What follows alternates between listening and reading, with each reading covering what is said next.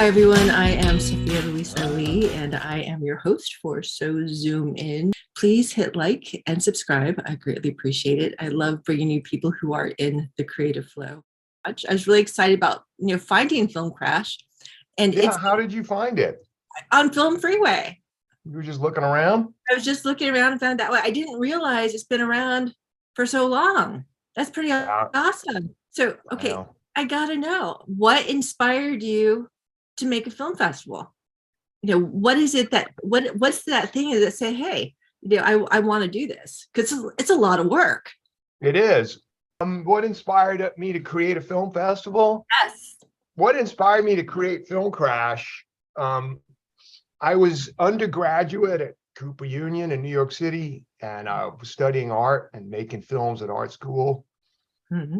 And so while I was, at art school, I could show my films at school, which is in the East Village. So that was a fun place to be. But when I graduated, I began looking around for ways to show my films downtown. Mm-hmm. And I mean, probably because I was just, I was in my early 20s and I didn't know how to ask. But I found some venues downtown, but they really didn't show any interest in showing my films. Lori Hollander, a friend of mine from Cooper Union, she was studying painting at Cooper, but she was really interested in films as well. We were friends, and she came to me with this idea to start a cooperative gallery in the Lower East Side in the building she lived in.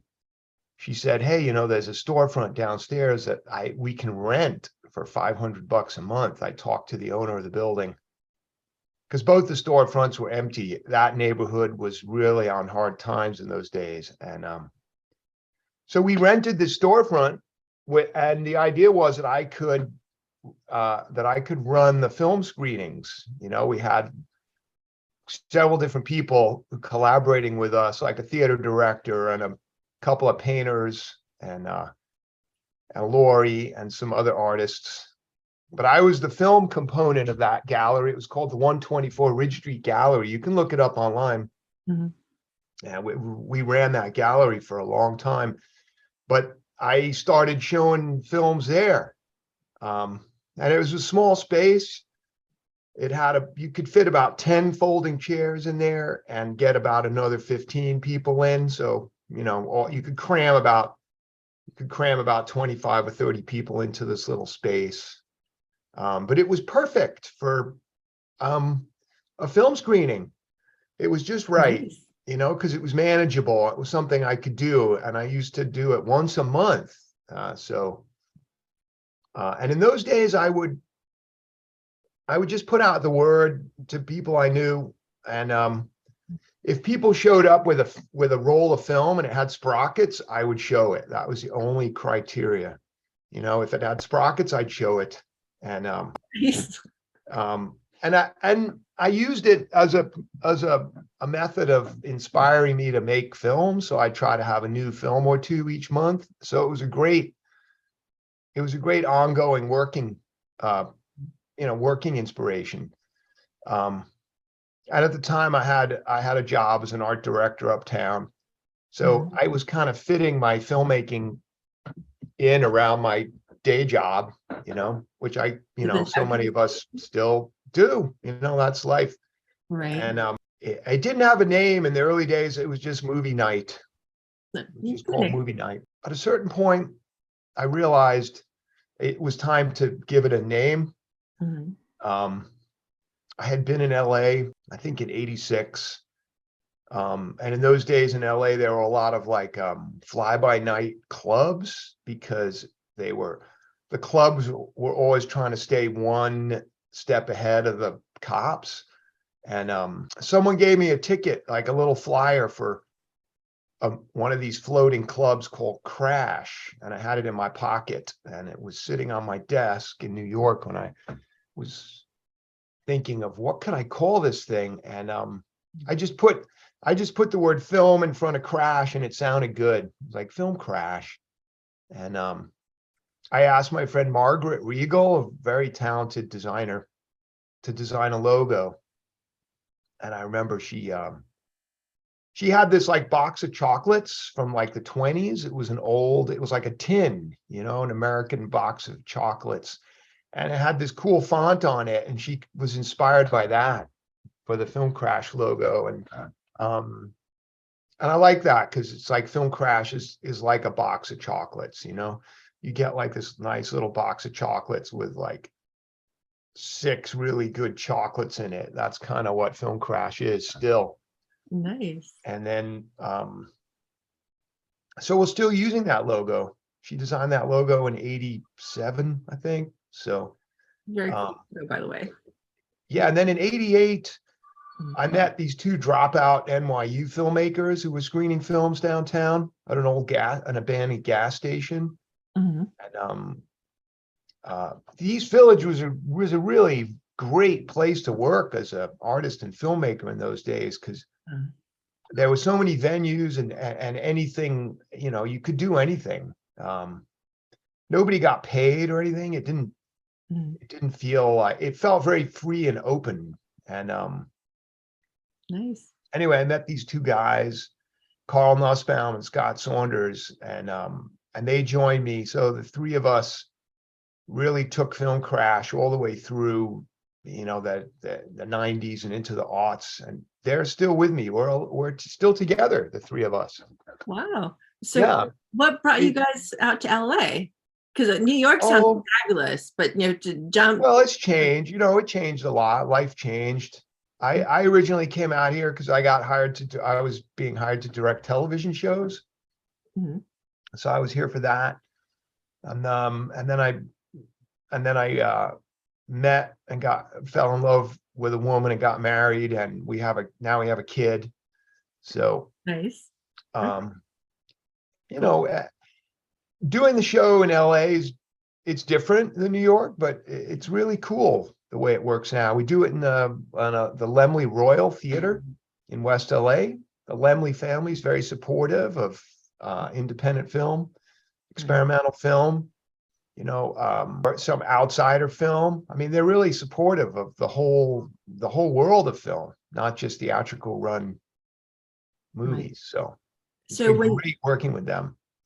So when you moved to LA, did you just bring the Film Crash with you, or was there like a pause and then you got started up again? How did that work out? Yeah, I was doing it in New York in the late 90s. In New York, I was joined by a young woman named Tiprin Mandalay Follett. She's a really important part of Film Crash. She's been working on it with me since the late 90s. And yeah, when I came out here, it took a little while to kind of find the right format for the show here in LA, because it's different than New York. I ran one at the Echo Park Film Center. They were really supportive.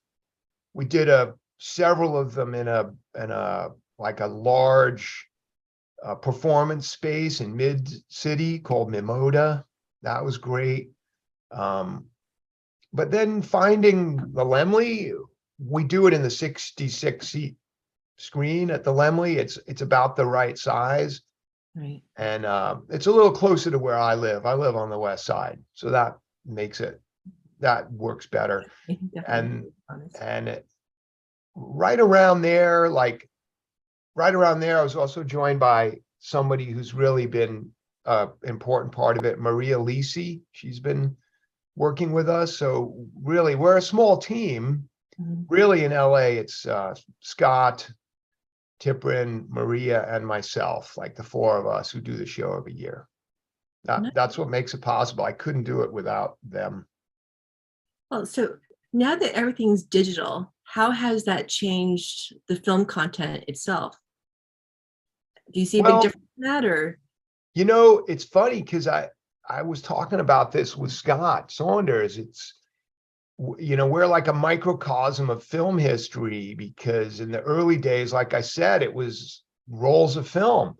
And if somebody wanted to submit their film to us, they would have to get a roll of film to us, and we would spool it up and watch it and decide if we wanted to show their film or not. And if we didn't feel the film was right for the show, we would have to pack up that roll of film and ship it back to them.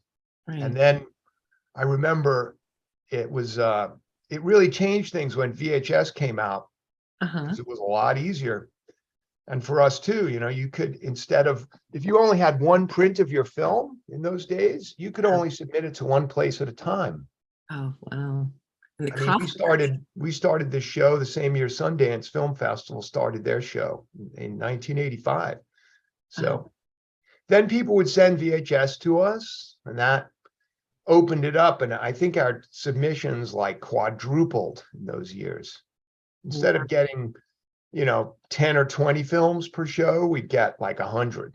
So that really changed things. So when you would get like, you know, 10 or 20 films, how did you, would you show them all, or would you? Oh yeah, we'd watch them all. Try to, you know, we would try to get all the programs together. Right. Because we usually have a few people who are volunteering to work with us as programmers who like doing it, watch the films with us, because that helps. Right. You know, you got to have, the more eyes you can have on something. And then with VHS, it was a lot easier because you could just get a stack of VHS tapes and kind of, people could swing by and pick up 10 and take them home and watch them over the weekend. Right. Bring them back. So now that everything's on the internet, you probably get thousands of submissions. Yeah, well, not thousands. We're a small festival, but we're still in the hundreds. I think it popped over 1,000 once or twice, but it makes it. I mean, Film Freeway really was a really important change for us for Film Crash. Film Freeway, it's such a simple, clean interface that it really helped us completely rethink the festival and start it on the path that it's on now, which is smaller, more focused. It's like a boutique festival. And recently we moved it to a morning festival. So it takes place on a Saturday morning. Nice. We like that. Do you get submissions from all over the world, or is it? Yeah, they come from all over the world. So what is that like? It's great. You know, it's really cool to watch a film from Poland. And then I think one year we got a film from Mongolia. You know, we get them from everywhere. Korea, you know, Vietnam, Australia, Germany. It's fun, you know, these different films. I make sure to tell the filmmakers, please write a review, because the way the filmmakers talk about Film Crash really helps other filmmakers understand what it is. Right. It's a smaller, more personal festival. We tend to look for films that are kind of director driven, you know, films that have like a person behind them who's, it's more handmade, it's more personal. Right. Those are the kind of films that attract us. So when did you start opening up to receiving scripts? I guess 5 years ago now. Yeah.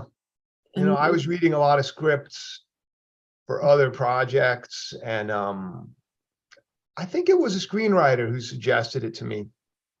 Yeah, he said, why don't you guys have a screenwriting component? So we tried it out, and it was amazing. It was successful from the beginning.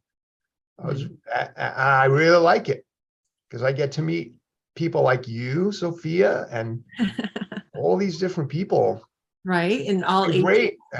You know, I have a company right now called Headquarters Television with my partner, Barry Vigon, who's a showrunner, and we've signed 10 television writers.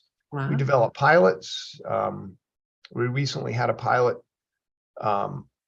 with 20th Television and over at CBS. And so that's exciting. We've signed, several of the writers have come through Film Crash. See? In fact, we just signed a deal with Frank Vespi, who was a winner at Film Crash this year for his project, Mob Noxious. I like that. Yeah, Frank is a very, very New York centric, very much a New York City writer. He wrote 2 of his scripts, won a prize at Film Crash this year, and he's got such a New York voice, And what he's doing right now is casting Mom Noxious, and we're going to do a Zoom table read of it. Exciting. And if you're interested, I'll send you a link when that happens. Oh yeah. I'd love to see that.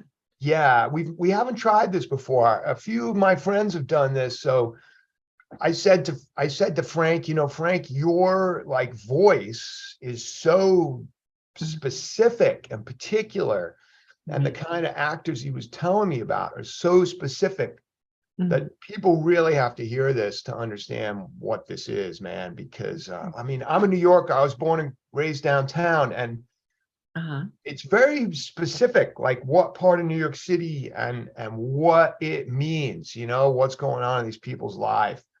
And if it's just on paper, it doesn't. You only get part of the experience. When I read his scripts, I totally get it. I'm like, I know where he's coming from.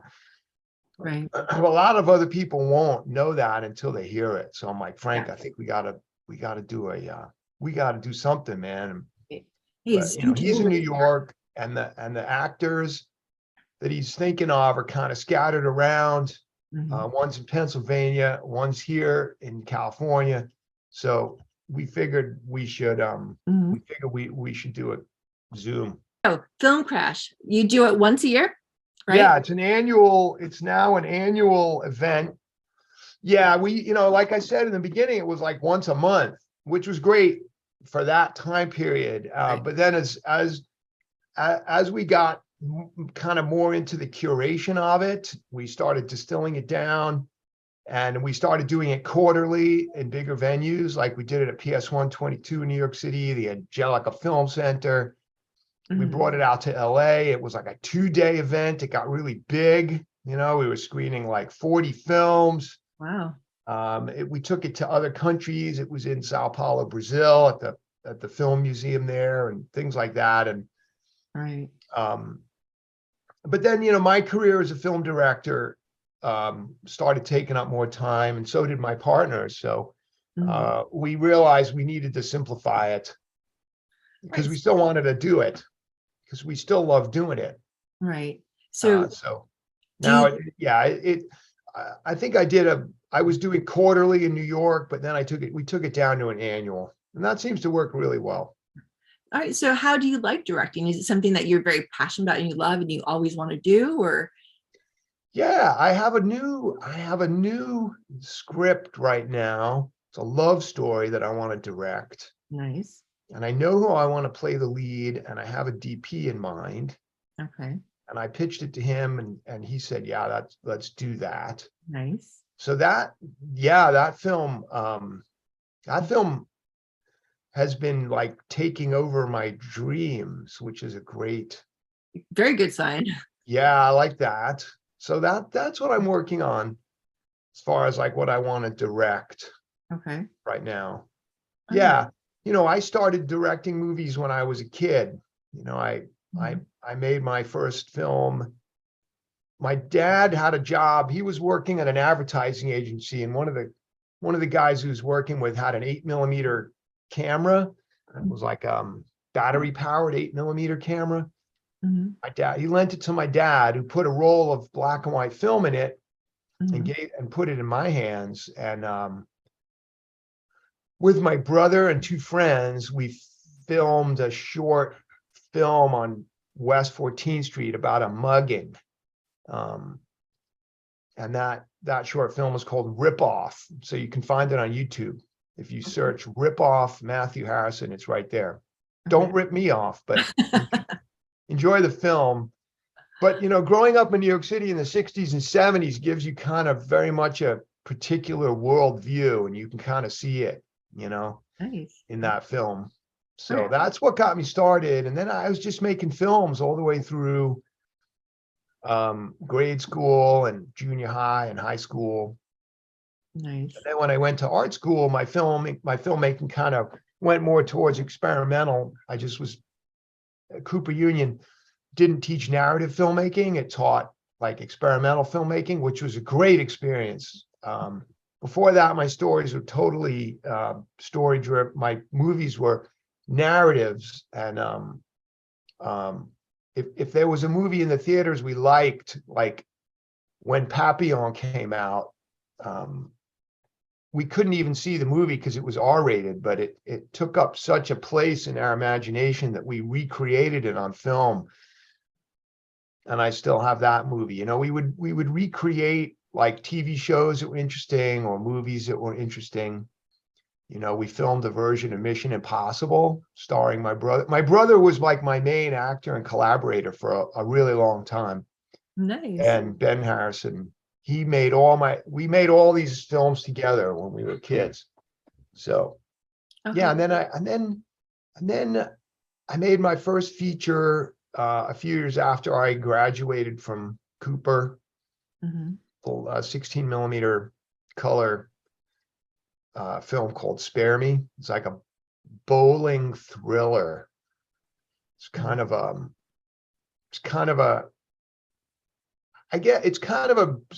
sort of sideways comedy or something. That film, I had a hell of a time with that film. I couldn't get arrested with it, but Spare Me, it ended up doing really well in two places.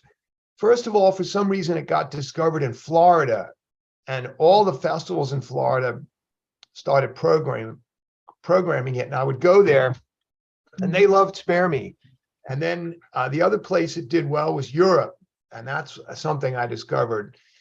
So all of you out there who are making American kids who are making films in the States, you know, Europe is a great place to send your early films. So I won a cash prize in Europe, and I took that money and I used it to make my second feature film, which I'll get to in a second. But Spare Me, my bowling thriller, I was very satisfied years later when I was in Cannes with another one of my films.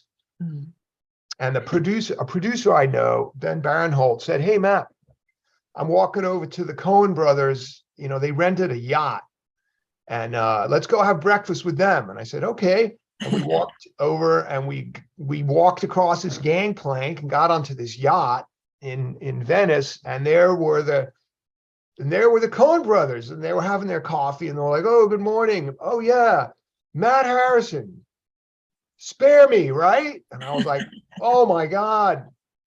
So for me, it was all worth it. The fact that Joel and Ethan Coen knew Spare Me, that's it. I was done.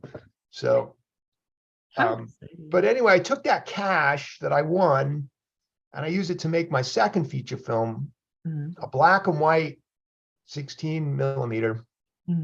I kind of went back to my roots, you know, which I think is something that is good to remember as an artist or a filmmaker, like moments where you really have this feeling like I got to go back to my roots, you know. And like I said, in 1968, my first film was a black and white street film in New York, in downtown Manhattan. So I went back to my roots. I left the world of bowling on Long Island, and I went back to my roots and the streets of downtown New York City, black and white. And I wrote and directed a picture called Rhythm Thief. I co-wrote it with Christopher Grimm, who I'd been working with for years, and cast a couple of people that I had met auditioning for Spare Me. And Rhythm Thief I did for about less than half of the budget of Spare Me. That was the other thing I learned about making my first feature, was how to use the resources better, more focused, simpler. And Rhythm Thief got a jury prize at Sundance Film Festival, and Martin Scorsese saw that movie, and he called me on the phone. Wow. And he helped me get my first studio picture made, which is called Kicked in the Head. So that's kind of my, you know, what got me started in the world of features. Right. How exciting. I made a lot of shorts before then, something like 100 short films before my first feature. But you kind of have to do that, right? To, you know. Yeah. I mean, everyone takes a different path. Right. You know? Everyone takes a different path, but I really enjoyed that world of short films, and they culminated in kind of 3 longer narrative sync sound Right. short films, like half-hour long sync sound, Right. which I don't recommend. It's very hard to get half-hour long films programmed at festivals, but it's a great way to learn. Right. Really, I mean, I got a lot out of it. But I had Film Crash, so it was funny because we didn't really feel the need to submit our films out that much because we could organize a premiere ourselves at Film Crash. Mm-hmm. And by then the show had gotten pretty big. 150 people would show up for a screening. So Here in LA or in New York? this was in New York. Yeah. Right. So are you still premiering your films at Film Crash? Is that no. I have one that I think I might premiere next October. Okay. It's called The Fire. I think I might show that one. Is that a short or a feature? Yeah, it's a short right now, but it's kind of a piece of a feature that I've been working on with an actor. It's kind of a piece. Yeah. Okay, but you're putting out there. All right. So when people submit films here in LA to you, with everything changing with digital and stuff, what exactly do you look for? What makes the winning piece? Is it this? Oh, that's a great question.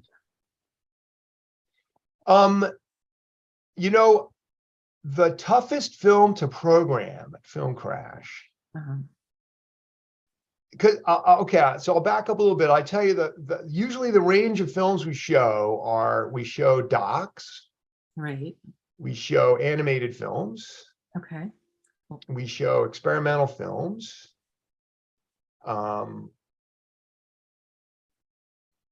Yeah. And we show they're all short. They're all under 20 minutes. So it's usually really easy to program the docs. We love docs, and I don't know why, but usually like the ones we love kind of rise to the surface quickly. And we're like, oh, and it's funny because they don't have to be very technically polished. Mm-hmm. If there's something in the heart of it that we like, we'll show it. So the docs are pretty easy to program, and then the animated is pretty easy to program too. They just kind of present themselves to you, and you either like the style of the animation or not, or the idea behind it. And then the same with the experimental films. They're always fun to program, but the toughest film to program is the 4th category, which is the drama. Because a dramatic film has a lot of things have to be working. The photography, the cast, the performances, the screenplay, technically, the quality of the sound, the music, the locations, the art direction, the hair and makeup, the costumes. I mean, a dramatic film involves, as you know, Sophia, pulling all those elements together, getting them all working in harmony. Because sometimes we'll find something we love. We love the idea behind it and the emotional thrust, but it's unwatchable because the sound, you can't understand what they're saying or doing, or sometimes everything is very slick. Right. But we're just not won over by the message or the idea. Sometimes everything will be there, and then it'll just take a really a left turn that none of us like at the end, and we're like, wow, we can't wow, they almost had us there, but I don't think we can show it, or we tend not to show, like, I mean, the drama might be the only R-rated film we show in the festival. Because people often ask me before they go, they're like, well, what if you were to say what the rating of your festival is, what is it? Because people like to know before they go. Right. They want to bring their kid or something. And usually we tell them, like, you can bring kids like a little older, like 11-year-olds, and if you talk to them about what they're going to see, because we don't show nudity or sex, or we don't show anything. We don't program horror. Okay.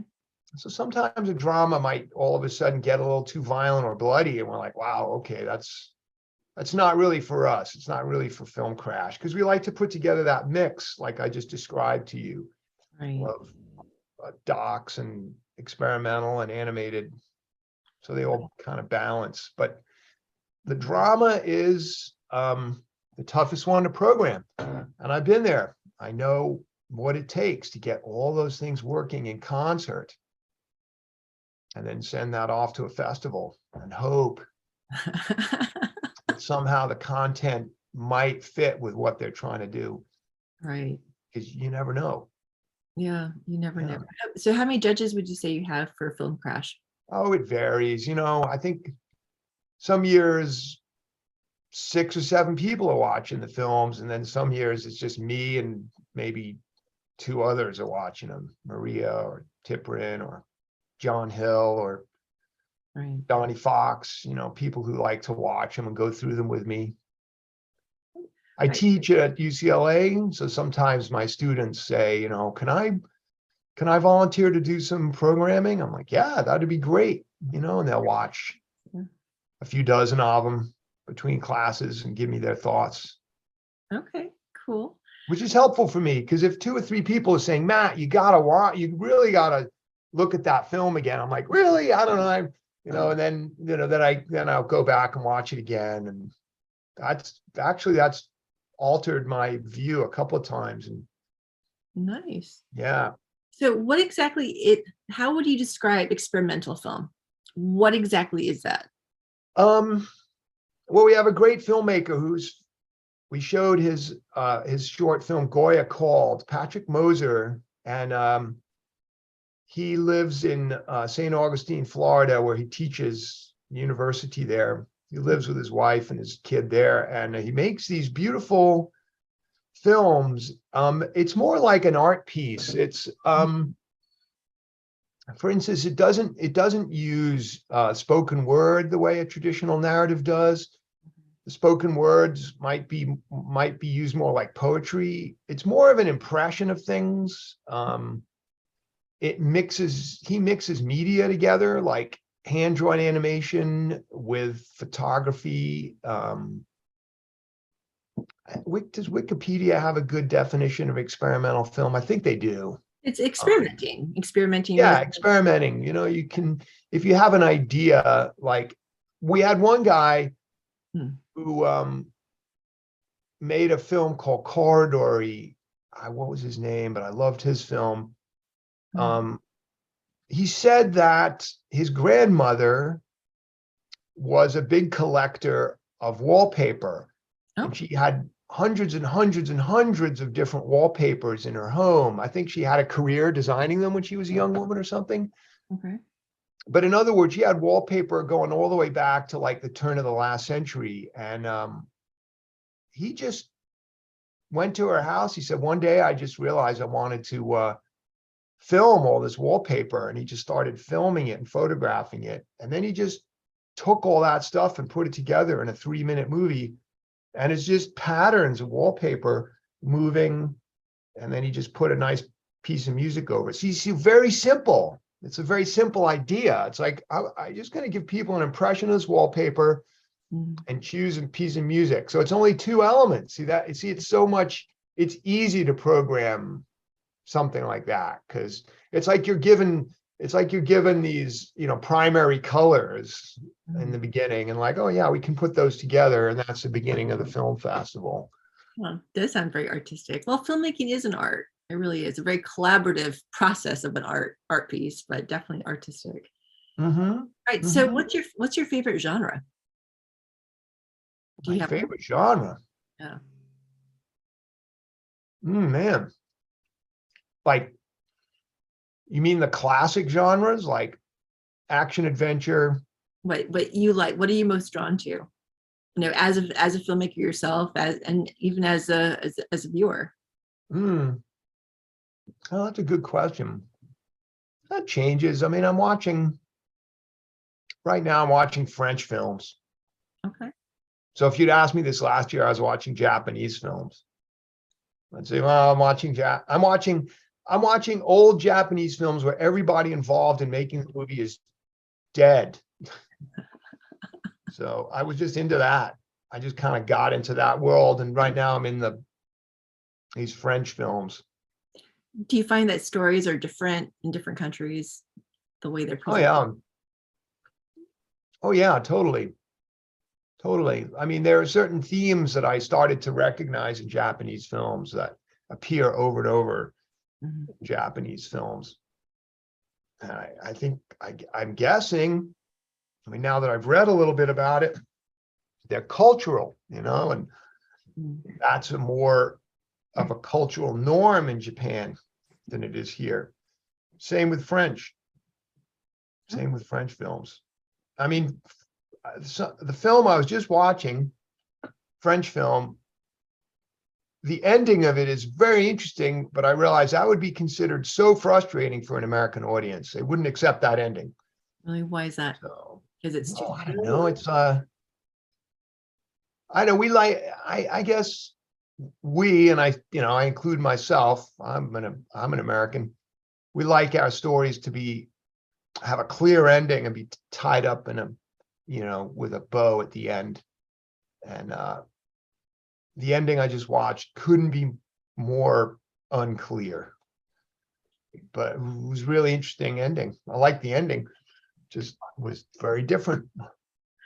I think that's kind of cool. You have to mix it up as a filmmaker. It's so funny because studios always want something different, but yet they want what they know is going to sell. So they stick with that same formula, if you will. So as a filmmaker, yes. Right? So how do you come up with that different twist that's still going to interest a big studio? Or do you just focus on making your own pieces of art on your own, not worry about it?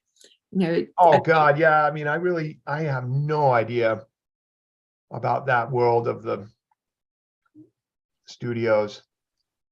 I don't know about you, Sophia, but I feel like, when I read your script, it really felt like very particular to you, and like you had a plan, and there was a very clear guiding principle behind that piece of writing, and it was satisfying to read all the way through to the end.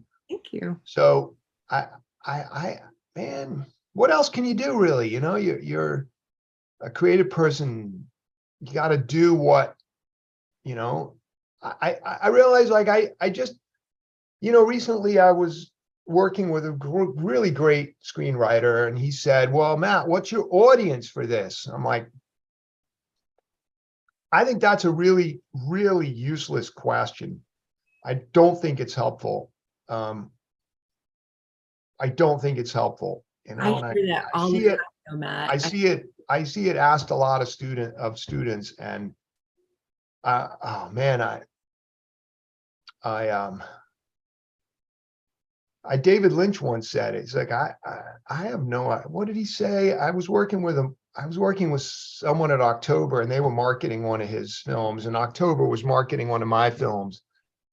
And the marketing person was sitting with David Lynch, and he's like, I don't know. I have no idea about any of this stuff.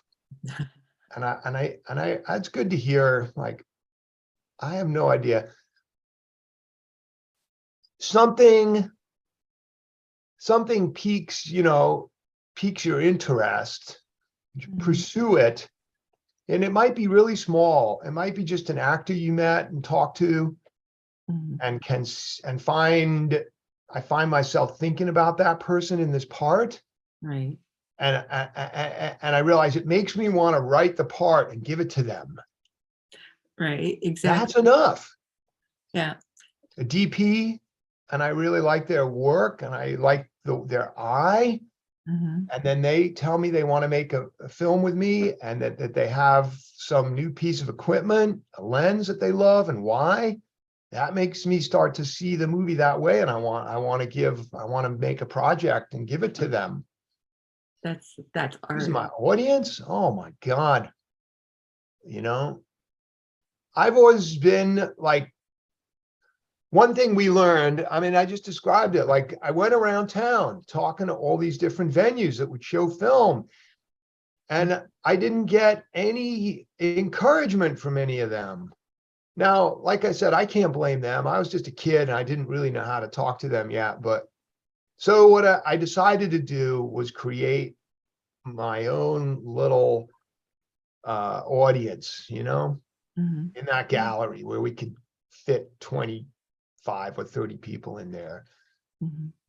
I still see that audience in my mind's eye when someone says, well, what's your audience? It's like, I see 25 people sitting on mismatched folding chairs in an old storefront in the Lower East Side. Nice. That's so cool. And the sound system was an old stereo system that I had basically salvaged from the garbage. And that was some of the best screenings I've ever had in my life. I've stood up on the stage at Cannes in front of however many thousand people they fit into that big screening room. Yeah. With my studio picture. And I've done that, right? I've done that. But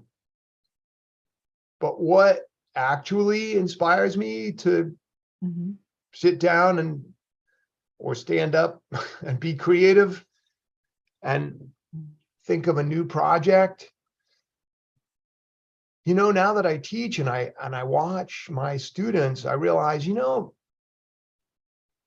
can really see a little tiny something that just like takes the creative wind out of someone's sails, Yeah. Telling them there's some rule that they can't break or something, like working with my 11-year-old son on stuff. Like, it's so valuable, that excitement, that when you watch someone and they have that excitement about creating something, it's so valuable and it's so fleeting. And so many things in this life, in this world, just beat that out of everyone. Right. And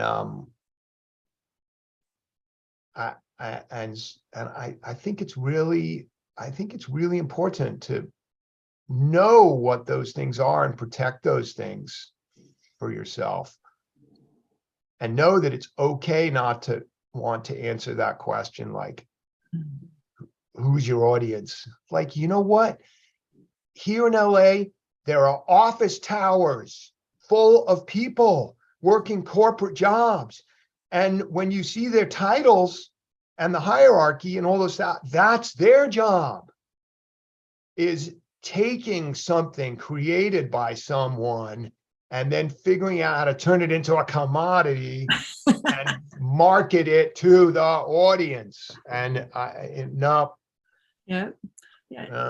Your job is to be creative, to come up with anything and everything that is you, to come through. Yeah. I love that. It's really important. Good. All right. So Film Crash next year. All right. Yeah, that'll be on let's see, what is the middle Saturday of October next year, because I've already told them we want to be there. Okay. So it will be on you can tell all your viewers that will be on Saturday morning, October 14th, 2023 at the Laemmle Royal. Nice. And so when do you open? And put that on your calendar and buy your tickets early. It's at filmcrash.com. Okay. And when can filmmakers and screenwriters start submitting? Usually I open up Film Freeway in January. Okay. So keep an eye out after the new year. Yeah. I like that. Give myself November, December off. Nice. Good. But then, we start looking at stuff. People start sending stuff in right away. And we start looking at stuff. So do people have an advantage submitting it earlier as opposed to later, or does it really matter? Well, I guess submitting it earlier is nice, because then we have a little more kind of time and bandwidth. Right. Doing it right at the last minute is sometimes hard, because then we're kind of crushed. Okay. But it's okay. I can send it anytime they want. Do you ever forget about submissions that were sent early on? No. Okay, good. Film Freeway is good because it keeps them all right up there. Okay, good. And I have noticed that early submissions we tend to rate higher because we're so excited to see stuff. Oh, nice. So, oh, well, that's nice. Then we start getting a little more jaded towards the end, like, nah, nah, nah, nah. All right. So how I have to ask, especially as a screenwriter myself, how much of a script do you read before you decide you read the whole thing or not? I mean, do you read like the first couple of pages? And and I tell the readers this, we all read everything all the way through. Okay. But you really can feel the difference between the one that pulls you forward and you're at the end before you think you're still on page 3 and you're at the end. You're like, oh my God. Right. That's a good sign. Yeah. Yeah. But we all read them all the way through. Okay, that's good. What I'll often do in the beginning is I'll read the first few pages. I'll go to the middle to see if they have a midpoint, and then I'll flip to the end. Sometimes the characters that started the movie aren't even in the end. I'm like, well, what's up with that? That usually is like, I like to have a little overview and then I read the whole thing. Okay. But the overview I find helpful first. But that's just me. But it's a good thing to remember, guys. Go to the very middle page of a script, no matter what it is. Let's say your script is 90 pages long. Go to page 45 and read it and see if you have a clear midpoint. That's really helpful. Okay. All right. That's good to know. It's like, whoa, wow. I can see the whole thing took a turn right there. All right. Keep on your toes. Yeah. I tell my students that too. Like, okay, now you have a rough draft. Let's go to your middle page. Where is your midpoint? Your midpoint's really important. Like in Martin Scorsese's Wolf of Wall Street, the whole first half of the second act is having fun and making tons of money by doing some very illegal stuff. And then right exactly at the middle, the FBI shows up. And then it changes to making tons of money, doing a bunch of illegal stuff, but having mounting problems. So that's a great example of that. Like what happens right in the middle. Right. So it's always good to watch films and read other scripts, right? Yeah. Yeah, you gotta do that, especially if you want to be in this business. I remember talking to an artist, and he was like, I don't look at other people's work. I'm like, oh, really? He goes, well, I don't want to be influenced by them. I just want to stick to my own vision. I'm like, okay, cool. Would you say that also would work for filmmakers? That's interesting that person said that to you. Because, and I'm sure you know this too, Sophia, sometimes there's a time for that, there's a time to like take stuff in and research. And then there sometimes is, who was it? A great writer once said like about, he knows he's in trouble when the research period goes on for too long, and I'm like, oh yeah, I will sometimes, like there's a time for like, okay, and now I'm going to put everything aside. And then there's that time to be able to go to the art museum and wander around and look at paintings and stuff. Martin Scorsese once said to me, he said like, a great film is like a collection of scenes from other great films. That's what a great film is. Yeah. Like, man, that's so freaking true. Right. And, they appear subliminally, they appear in your work, even if you don't know it. There are periods where I remember my main actor joking to somebody like, oh yeah, Matt doesn't watch movies. It's like, well, that's not totally true. I didn't watch movies then, Right now I'm watching a lot of movies. Right. So, and let it marinate. Yeah. Yeah. That's exciting. I mean, it's so much fun to take it all in, reading novels, listening to music, looking at paintings. All of these things are helpful for a filmmaker. Yeah, you're just expanding your repertoire. Yeah. That's Well, kind what do I know? Yeah, of yeah, cool. Just do it. Just I do like. it. Learn as you Yeah, go, right? I'm really digging this French film I'm watching right now. So Which one are you watching right now? it's a classic. Um, it's a classic enigmatic French film called The Last Year at Marienbad. Have you ever seen it? No, sorry. Can't see. Alan Renee. Oh, I really love this movie. It's not the easiest movie to watch, but it's got a ton of good stuff in it. So I think this is probably the sixth time I've seen it. Okay. But Good. the Los Angeles Public Library has a copy of the screenplay in English, Nice. which is rare. Yeah, very cool. I'm reading that, reading the script and watching the film again. It's pretty cool. It's about dreams. It's good. So would you find that inspiring? Do you find that inspiring for your own work, or are you just kind of like soaking it in? Yeah, it doesn't really apply to what, well, man, maybe it does apply to what I'm working on. I hadn't thought of that. Yeah, it does. I mean, that's not why I started watching it. I just wanted to watch it. But yeah, that's great. I love it. Well, you know, can you imagine we've already been talking an hour? It's gone by so fast. It did really, like an hour, you know. Did we miss anything I had down here? Well, is it okay that I publish your printed out version? I mean, yeah, sure. You know what? I did some more work on it this morning, so I'll send you the new version.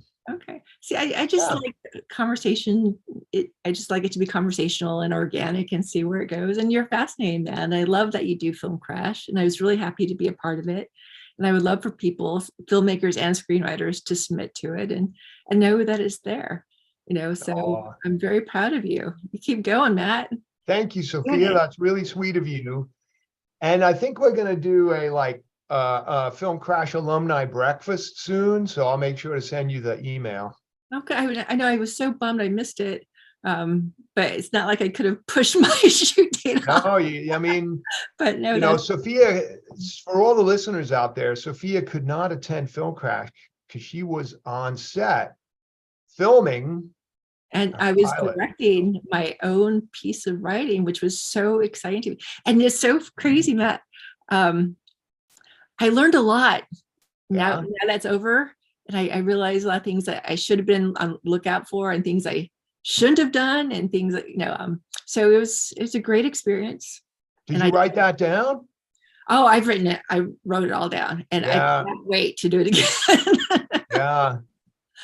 You know what I do? Yeah, I learned, who taught me that? Somebody taught me that. Like, I create a document called debriefing, you know, which is what they do to like combat personnel when they come out of combat.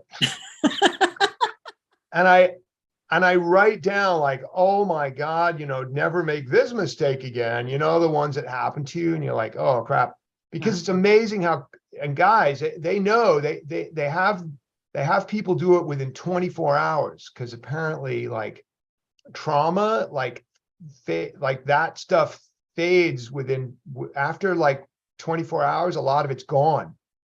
So right after you film, write down all that stuff and put it in the folder with the project. So you can always find it later when you come back, like open up your debrief, and you'll be amazed at the stuff you wrote down. Like, wow, I completely forgot that happened to us, you know? So it's a great, that's really a good, what you just said made me think of that. Nice. Well, you were happy with the way it came out on the whole? Well, you know, it's a process, you know, and I have no regrets. You know, so we'll see how it turns out. Well, directors are always like totally horrified by the material after they film it. Yeah. So, but you know, it made me realize writing it was one thing, but you have to work well with other people. It's such a collaborative effort. And I never really thought of it that way before. Because when I've been on set as an actor, working with a director, it always seemed so compartmentalized. I can't talk. Everything seemed in pieces, but I didn't realize the director really keeps everything in tow, you know, and depends on people to do their job. And when they don't, it just makes it's so much different. So it's like, kudos to you for doing this for so long and for really having a handle on it and creating magical work, because it really is magical. Oh, it's nice of you to say. So it's like, you well, if anyone's interested in watching the Sundance Jury Prize winning film I directed, the title is Rhythm Thief. Okay. And you can find it. It streams a lot of different places, stream it on the internet. So, and then you have, and the company who has we just finished doing a 4K scan of it. Nice. Okay. And so they'll be releasing the new 4K scan soon. It was on Criterion recently in their New York Stories section. Nice.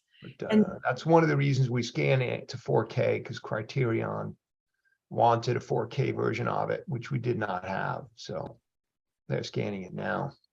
All right. So if you could change anything in your past, anything, what would it be? There's so many different turns you take on the path, and then you look back like, oh, what would my life look like if I had done that instead of this, but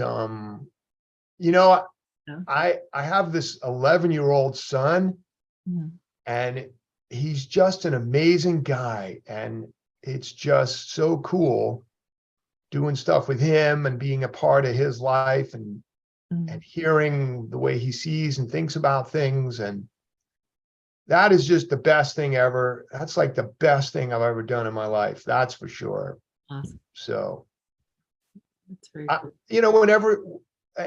Whenever I find myself thinking about, well, maybe I should have done that instead of this. Yeah, but everything kind of, but then I wouldn't have had my son, and so I really feel like I'm exactly where I'm supposed to be. And I think I'm a really lucky guy. I got to make all these movies. I worked with all these talented people. I had a film premiere in Cannes. I won some top jury prize awards. I traveled all over the world with my movies, and I directed a hit TV show. I've been pretty lucky. It's kind of amazing. And you're still doing it. You're still doing it. Yeah. Thank God. I get to do this. And it's nice, to be able to think about different things I might want to do. Like lately, I've been writing more fiction, which I've really been enjoying. I wrote a novel recently. I never thought I would do that. Wow. I've been thinking about a series of paintings I want to make. So yeah, sometimes you think, oh, maybe I should have been a painter instead, or whatever it is. That's okay. You're a filmmaker. That's still, it's a different type of paint. It is. Yeah. You have to have layers and the whole thing. So. Yeah, and I like that you can film 4K with your iPhone. That's just so cool. Right. So is your son to be a little filmmaker? Is he going to follow in your footsteps? Oh, I don't know, but he made a few really cool short films. Cool. He made a short film not long ago using some of his little toy figurines, and I heard him making it, and then he showed it to me later, and it was called "The Lady Who Was Missing the Top of Her Head," and it was this little figurine he had, and the plastic like hat that fit on her head was missing, and so it was like hollow inside her head. Uh-huh. She was doing stuff, and then it became apparent that what she wanted was to make friends, but she couldn't make friends because people were afraid because she was missing the top of her head. So what she wanted to find was the top of her head, but what she found was somebody who would be her friend who didn't mind if she was missing the top of her head. And I thought that was great. I said, Sophia, you know this too. What are those first two questions? Who is my main character? The lady. What's her problem? She's missing the top of her head. What does she want? She wants a friend. And to find the top of her head, it was all right there. That's so great. And I said to my son, that's brilliant. And he looked at me like, what are you talking about? So he's made some pretty cool little, he does all the voices and he moves around with the camera and it's pretty fun. And he's having fun with it. Yeah, he likes doing it. He likes showing them to people. When you have that passion for it, you just do it. That's what it's all about, just doing it. And he figured out how to edit in iMovie. Nice. I told him, ma'am, we had none of this ability. We couldn't do sync sound. Right. So what's that? Well, you take it for granted that the sound is there and in sync with the image. Right. I couldn't edit. It's like, what do you mean? You can just you can literally do it on your iPhone. You can drop that film in your iPhone and cut right there. That's wild. You can add sound effects. You can add music. And just think we'll be like 20 years from now. It's like, holy moly, who knows? Yeah. Hopefully it keeps going forward. Mm-hmm. Well, Matt, it's been a pleasure speaking with you. Thank you so much for your time. And I will definitely share your links to your films and to you, what you do in Film Crash in the description box. And thank you. I appreciate this very much. Oh yeah, I told you a little bit about Barry Vigon and Headquarters TV. So if anyone's out there and they're a young television producer looking for great material ready to go, they should look for us on headquarterstv.com, please. Okay. We're a great company, beautiful writers we've signed, excellent material. Thanks for doing this podcast. Well, thank you. Really nice to, take stock of everything right now. It's well, I will definitely talk with you soon, Matt. Thank you again.